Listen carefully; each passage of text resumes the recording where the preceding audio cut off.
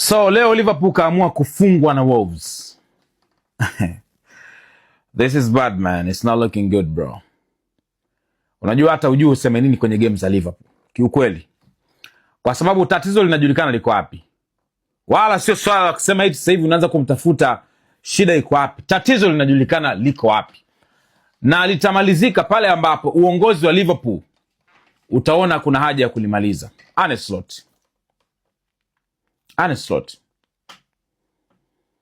Arne Slot ni kama na yeye anajitafuta kama kocha, ajipate ndo timu nayo ijipate. Sijui unanielewa? Yaani kwamba yeye kama kocha pia bado anajitafuta kujua aifundishaje ama aiongozaje hii timu yenye wachezaji wazuri. Wow. Wolves yuko nafasi ya mwisho huko, anamfunga Liverpool.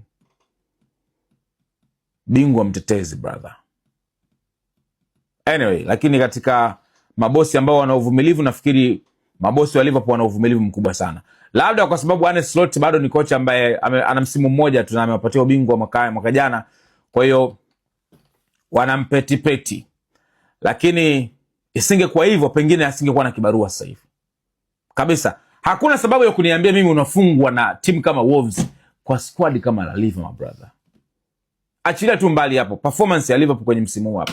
Nimekuwa nasema mara zote, yaani kwa nini kuna wachezaji wengine anaona kama hawafai, Mtasema nampendelea sana udogo Riongo Moa. Lakini naona huyu mtoto akiingia kuna vitu ambavyo vinaonekana uwanjani.